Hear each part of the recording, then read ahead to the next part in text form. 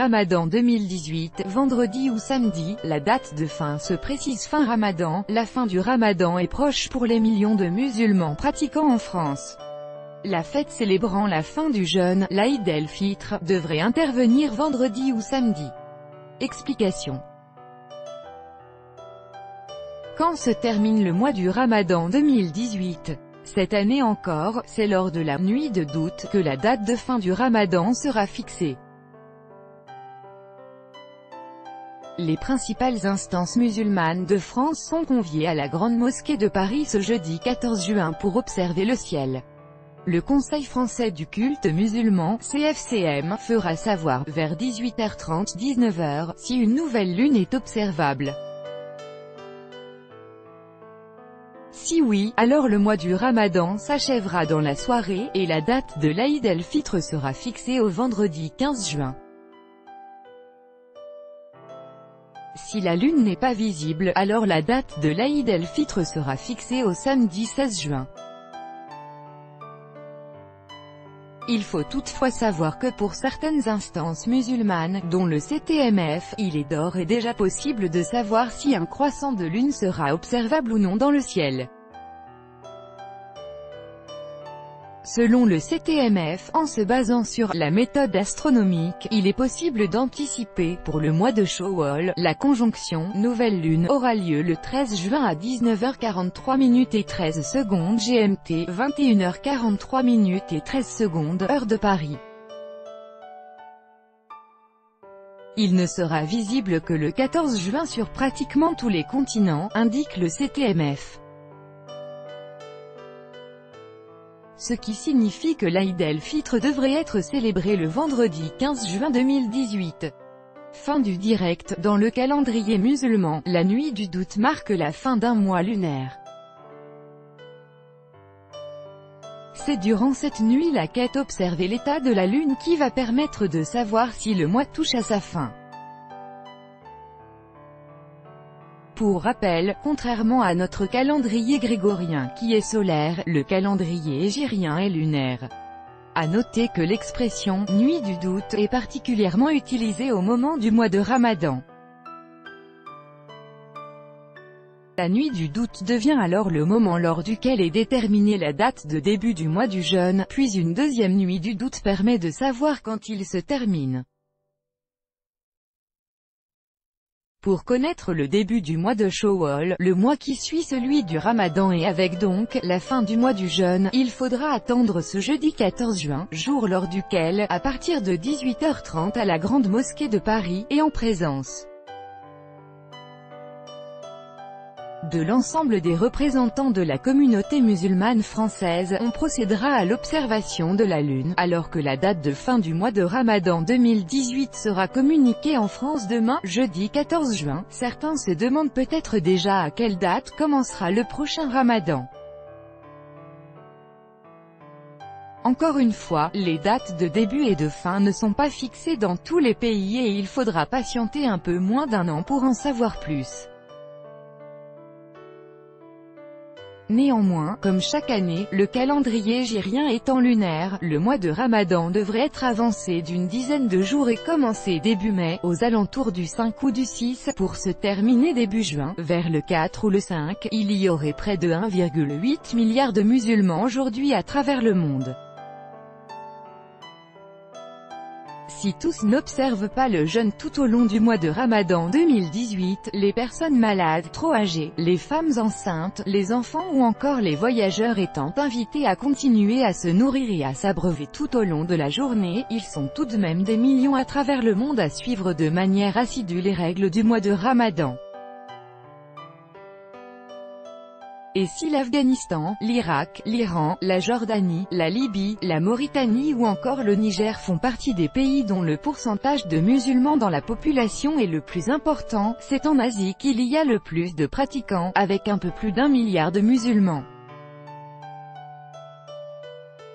Parmi les pays qui comptent le plus de pratiquants, on retrouve ainsi l'Inde, avec un peu plus de 177 millions de musulmans, et qui arrive juste derrière l'Indonésie, 204 millions, et le Pakistan, 178 millions. Le Bangladesh compte également parmi les pays qui ont le plus de musulmans, avec 148 millions de pratiquants. Si tous les musulmans ne pratiquent pas le jeûne aux mêmes dates, cela peut notamment s'expliquer par le fait que tous n'utilisent pas la même méthode pour les définir. Ainsi, en Turquie par exemple, les autorités ont préféré la méthode scientifique. Grâce à des calculs astronomiques, les dates de début et de fin du mois de Ramadan ont été fixées rapidement et à l'avance, contrairement à celles établies par les autorités religieuses qui choisissent de se baser sur l'observation lunaire. Le calendrier hégirien étant lunaire, l'observation du satellite de la Terre permet de savoir quand commence et termine un mois. Cette année, le montant de l'aumône donné par chaque musulman ayant respecté le jeûne, et qui en a les moyens, a été augmenté en France à 5 € depuis 2002, celui que l'on appelle le Zakat el-Fitr a été réévalué à 7 €. Pour rappel, cette aumône est destinée aux personnes dans le besoin. En général, les musulmans pratiquants la remettent à leur mosquée, qui se charge ensuite de redistribuer l'argent aux plus nécessiteux. Pour la fête du sacrifice, Eid al-Adha en arabe, les familles musulmanes sacrifient un animal en souvenir de la dévotion d'Ibrahim, Abraham, à son Dieu. Si les non-pratiquants ont souvent en tête le sacrifice d'un mouton, sachez que d'autres animaux peuvent également être choisis. L'âge de l'animal peut toutefois varier. Ainsi, il faudra sacrifier un mouton de 6 mois, ou une chèvre de 2 ans, ou encore un bovin qui a 2 ans et qui est entré dans sa 3e année lunaire. Si une famille qui en a les moyens le souhaite, elle peut également sacrifier pour l'occasion un chameau qui a au moins 5 ans révolu. À l'Aïd al-Adha, les musulmans commémorent la foi d'Ibrahim, ou Abraham pour les judéo-chrétiens, en son Dieu. Une foi d'une incroyable force comme l'épisode du sacrifice de son fils unique Ismaël, Isaac, ordonné par Dieu le démontre. L'histoire raconte que Dieu envoya l'archange Gabriel échanger au dernier moment Ismaël par un mouton. Depuis, les familles musulmanes, qui en ont les moyens, sacrifient à cette occasion un animal qui peut être un mouton, mais pas seulement. Si pour les musulmans la question ne se pose pas, pour les autres la différence n'est pas forcément évidente. Chaque année, dans le calendrier musulman on retrouve de grandes fêtes, de grandes Eid, le mot voulant tout simplement dire « fête » en arabe. La première, l'Aïd el-Fitr, que l'on peut traduire par « fête de la rupture », survient juste après le Ramadan. Elle célèbre la fin du mois du jeûne et tombe le premier jour du mois de Shawwal, 10e, soit celui qui succède au mois qui porte le nom de Ramadan. Elle est aussi appelée Aïd el-Saghi, la petite fête, que l'on peut ainsi clairement opposer à l'Aïd el-Kébir, la grande fête, aussi appelée l'Aïd al-Adha, soit la fête du sacrifice. C'est la plus importante des fêtes islamiques. Elle est fêtée le 10e jour du mois de Dhul-Hidja, qui est le 12e du calendrier musulman, soit près de 2 mois et demi après la fin du Ramadan. C'est lors de cette fête que les familles musulmanes qui le peuvent sacrifient un animal, alors que le mois de Ramadan 2018 touche à sa fin et que la date précise sera communiquée jeudi soir en France. Le temps est venu de faire un point sur le vocabulaire utilisé par les pratiquants pendant ce mois sacré. D'abord, de quoi parle-t-on quand on évoque la nuit du doute? Il s'agit de la nuit lors de laquelle les autorités compétentes estiment qu'il est temps de scruter le ciel pour voir s'il y a ou non le fin croissant de lune qui annonce le début et la fin du mois du Ramadan. L'imsak est quant à lui le moment qui marque en fin de nuit le début du jeûne. A l'inverse, l'iftar survient en début de nuit et indique la rupture du jeûne. L'Aïd el-Fitr est le nom donné à la fête de la rupture.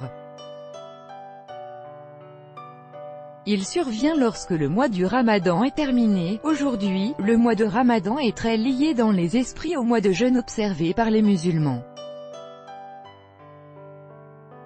Mais le nom du 9e mois du calendrier hégirien lui a en réalité été donné bien avant l'arrivée même de l'islam.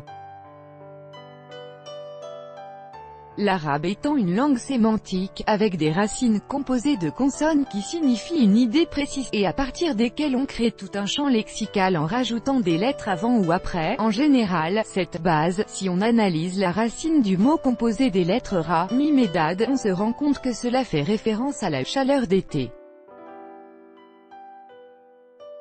Cela voudrait-il dire que le mois de Ramadan tombait systématiquement en été dans le calendrier lunisolaire pré-islamique? Selon l'encyclopédie de l'islam, cette question de savoir si les mois en Arabie centrale étaient véritablement liés à des saisons particulières est controversée, puisqu'un mois dont l'étymologie du nom pourrait être liée au froid se trouve seulement à 2 mois de celui du Ramadan.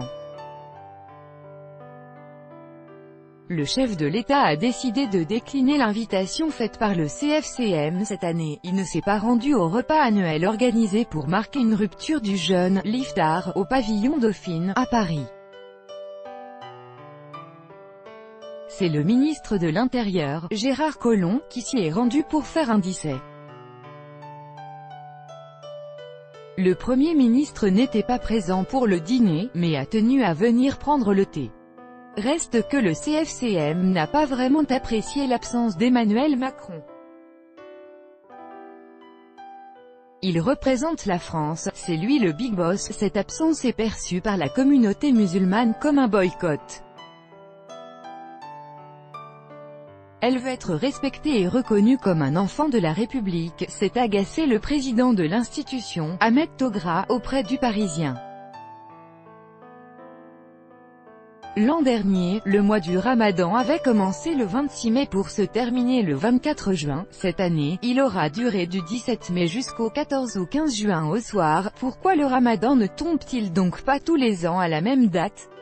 La réponse est très simple. Le Ramadan appartient, non pas au calendrier grégorien que l'on utilise, mais au calendrier hégirien. Et contrairement à notre calendrier, celui-ci est lunaire et non solaire. C'est-à-dire qu'il se base les cycles de la Lune, 12 mois de 29 à 30 jours. Conséquence, l'année hégirienne ne compte que 354 ou 355 jours, soit une dizaine de moins qu'une année solaire. Le mois de Ramadan tombe donc une dizaine de jours plus tôt chaque année dans notre calendrier grégorien. Les calculs astronomiques précisent des régions du monde où le croissant lunaire sera vraiment visible à l'œil nu. Ce devrait être le cas de l'Amérique du Sud, de l'Amérique du Nord, de l'Afrique de l'Ouest principalement. Dans le sud de l'Europe, si le ciel n'est pas trop nuageux, il devrait être possible d'observer la Lune, mais peut-être pas en Europe du Nord, Paris compris, où un télescope devrait être nécessaire. Mais l'astre devrait sans doute être visible en Arabie Saoudite, pays dont la décision concernant la détermination de date du Ramadan fait figure d'autorité pour de nombreuses instances musulmanes françaises, à commencer par le CFCM.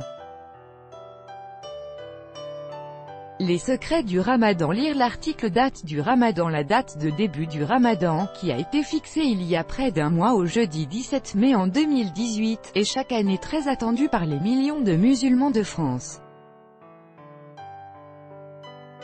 Traditionnellement, c'est le CFCM, le Conseil français du culte musulman, qui a la charge d'annoncer cette date, à l'issue de la traditionnelle nuit du doute, ou nuit de l'annonce qui a eu lieu cette année le mardi 15 mai, à la Grande Mosquée de Paris. La fin du Ramadan se profile donc pour mi-juin, au moment du début des épreuves du bac. Mais cette date passera aussi par une nuit d'observation. À noter, pour une fois la période du Ramadan aura lieu au printemps, alors que l'an dernier encore, le mois du jeûne avait en partie lieu en été, puisqu'il avait débuté le 27 mai. Début du Ramadan. Comment est fixé le début du Ramadan? Selon la tradition, c'est lors de la nuit du doute qu'est déterminée officiellement la date de début du Ramadan, par une observation lunaire.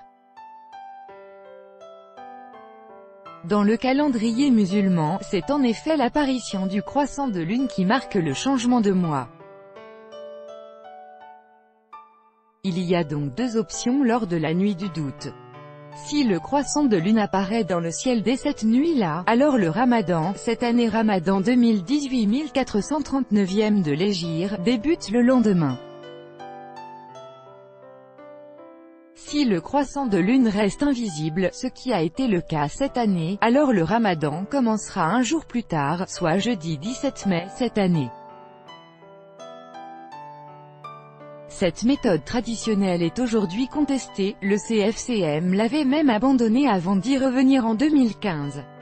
Pour autant, c'est le processus officiel suivi dans l'Hexagone actuellement et respecté par une très large majorité de croyants. Pour une part des musulmans, c'est en revanche l'étude des astres en amont qui devrait primer. Celle-ci permet aujourd'hui de fixer bien à l'avance les dates du jeûne. Fin du Ramadan, l'Aïd el-Fitr, c'est pour quand? La date de fin du Ramadan est également déterminée par l'observation de la Lune, lors d'une nouvelle « nuit du doute ». Il faut donc attendre cet événement, ce jeudi, pour être fixé sur cette date, mais on sait d'ores et déjà qu'elle aura lieu autour du 15 juin 2018.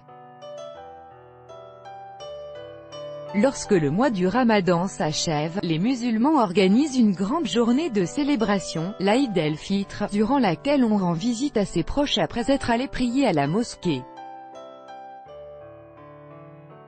C'est l'occasion pour les musulmans de faire un grand repas de fête et de se féliciter d'avoir respecté les interdits du Ramadan.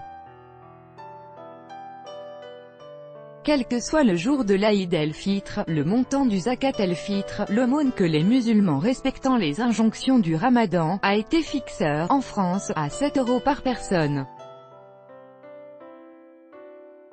Depuis 2002, le montant de cette aumône était de 5 €, c'est la première fois depuis le passage à l'euro, donc, que le Zakat el-Fitr est réévalué. Rappelons que cette aumône est destinée aux plus nécessiteux. Généralement, les musulmans confient le zakat à leur mosquée, qui est chargée de redistribuer l'argent collecté.